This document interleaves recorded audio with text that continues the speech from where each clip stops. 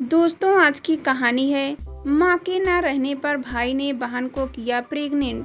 कहानी पसंद आए तो वीडियो को लाइक एवं सब्सक्राइब जरूर करना। आशा ने अपनी बहन के बेटे मोहित को अपने घर पर बुलाया तो पढ़ाई के लिए था, मगर उसने ऐसा क्या गुल खिलाया कि आशा की नजरें शर्म से झुक गई। Nikki darling, good morning. Nurse ने निक्की के वार्ड में प्रवेश करते हुए कहा। गुड मॉर्निंग सिस्टर, निक्की ने मुस्कुराते हुए कहा। अब कैसा महसूस हो रही हो? पहले से बेहतर हूँ, पर बहुत कमजोरी लग रही है, निक्की ने करवट लेते हुए कहा। इतनी कम उम्र में निक्की के साथ कुछ ऐसा हुआ कि उसका शरीर कमजोर हो गया है। थोड़ी देर में डॉक्टर साहब आएंगे तो बता देना, अभी आराम करो, कह नर्स चली गई। निक्की सोचने में पड़ गई।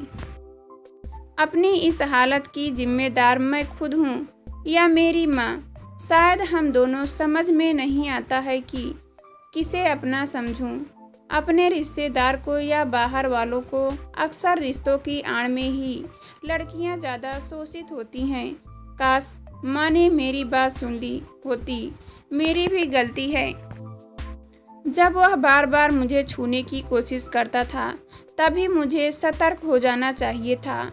तब आज यह दिन न देखना पड़ता हमें। पापा डिप्रेशन में हैं, माँ का रो रो कर बुरा हाल हो गया है और मैं यहाँ अस्पताल में पड़ी हूँ। निक्की को उस दिन की बातें याद आने लगी जब आशा तरह तरह के पकवान बनाकर टेबल पर रख रही थी और गुनगुना भी रही थी। निक्की ने स्कूल से आते ही पूछा, माँ क्या बना रही हो? बड़ी अच्छी खुशबू आ रही है। कोई मेहमान आने वाला है क्या? मोहित आ रहा है, उसे कितने दिनों बाद देखूंगी। अब तो बड़ा हो गया होगा। मैंने उसे अपनी गोद में बहुत खिलाया है। आशा बहुत खुश हुई थी कि उनकी बड़ी बहन का बेटा आ रहा है। क्यों आ रहे हैं? निक्की ने पूछा। मोहित को डॉक्टर बनना है, यहीं कोटा में दाखिला हुआ है उसका। अब उसकी सगी मौसी यहाँ रहती है तो वह होटल में क्यों रहेगा?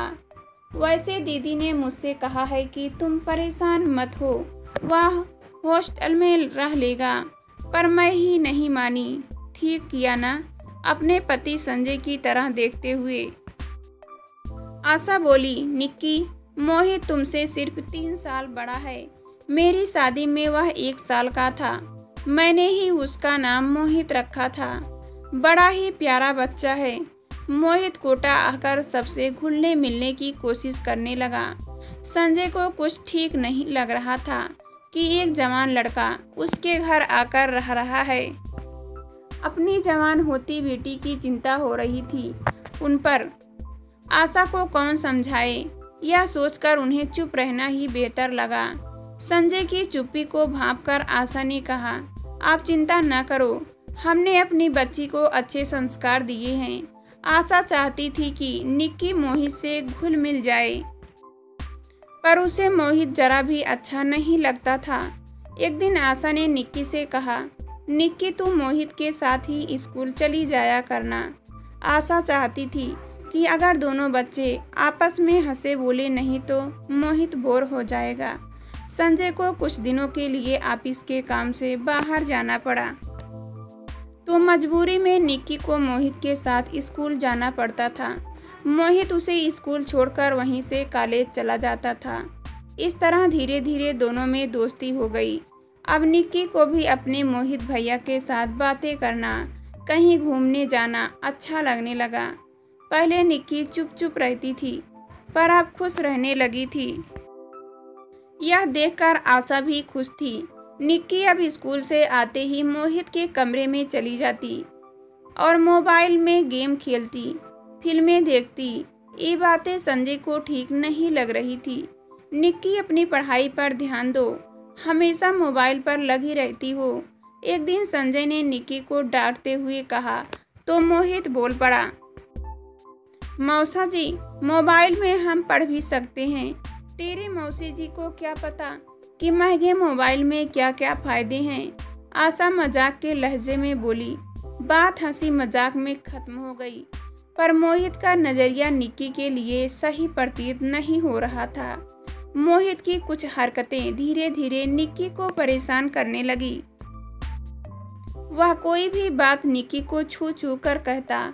कभी किसी बात पर हंसी आ जाए तो निक्की पर गिर ही जाता, फिर सॉरी बोल देता।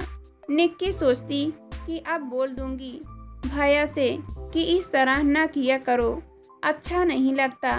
पर अगले ही पल मोहित कुछ ऐसा करता कि निक्की को लगता वह कुछ ज़्यादा ही सोच रही है। मोहित हर वक्त निक्की के इर्द गिर्द ही मंडराता रहता, लेकिन आशा इसे भाई बहनों का प्यार समझती रही। निक्की चल तुझे मोबाइल पर कार्टून दिखाता हूँ। एक दिन मोहित ने कहा कार्टून।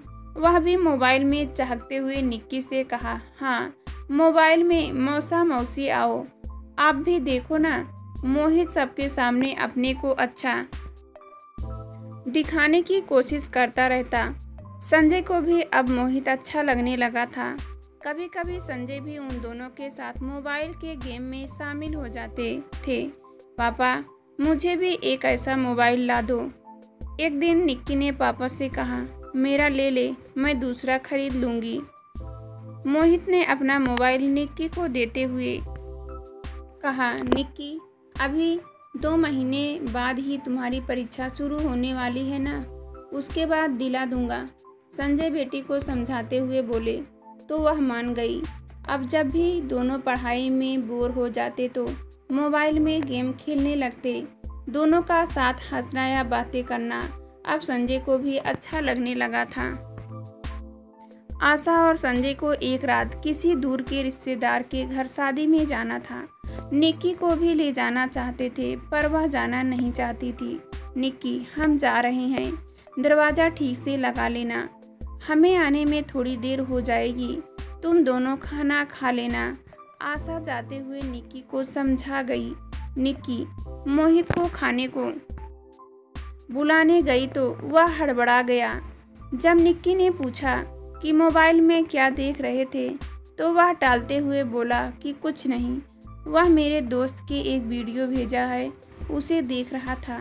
थोड़ी देर रुककर मोहित बोला हम खाना बाद में खाएंगे, पहले तुम भी यह वीडियो देखो, बहुत मज़ा आएगा। कहकर उसने मोबाइल ऑन कर दिया। छी भैया यह तो बहुत गंदा वीडियो है, मुझे नहीं देखना। कहकर निक्की जाने लगी। अरे निक्की रुको तो, अच्छा मत देखो, कुछ और देखते हैं। पर थोड़ी देर में मोहित ने फिर वही वीडियो शुरू कर दिया।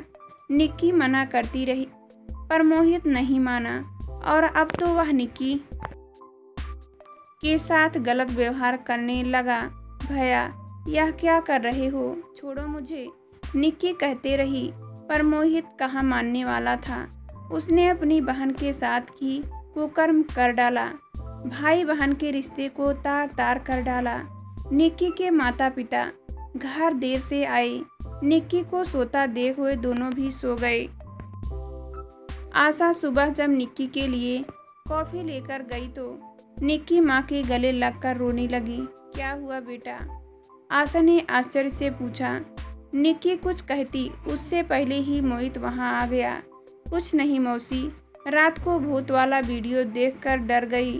तुमने ऐसा वीडियो दिखाया है क्यों जो यह डर गई? संजय ने थोड़ा गुस्से में कहा। निक्की जब भी अकेली होती तो मोहित उसके साथ संबंध बनाने की कोशिश करता। मैं माँ को सब बता दूंगी कि आप मेरे साथ क्या करते हो, निक्की ने कहा। तो मोहित उसे एक और वीडियो दिखाते हुए बोला अब बताओगी कुछ मौसी मौसा को, बोलो। निक्की बहुत डरी हुई थी कि अब क्या करोगी। वह कुछ समझ नहीं आ रहा था कि क्या करें, किससे कहें। मोहित उसे उन दोनों के अतरंग संबंध का वीडियो जो दिखा चुका था और यह भी कह गया कि अगर तुमने किसी को भी हमारे संबंधों के बारे में बताने की कोशिश की तो यह वीडियो सार्वजनिक कर दूंगा। अब यह सोचकर ही निक्की की रूह कांप जाती कि उसके माता पिता की क्या इज्जत रह जाएगी और वह कहाँ जाकर अपना मुंह छिपाएगी।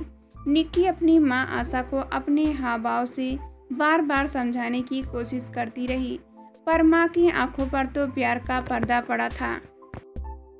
एक दिन फोन आया कि आशा के पिताजी की तबीयत बहुत खराब है, पर निक्की नहीं चाहती थी कि उसकी माँ उसे यहाँ छोड़कर जाए।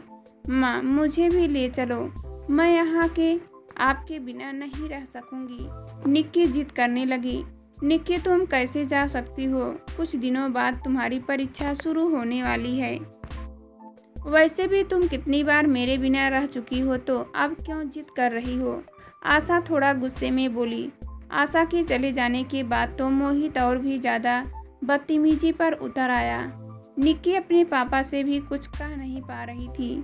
पूरे एक हफ्ते बाद जब आशा आई तो माँ को देखते ही निक्की रो पड़ी।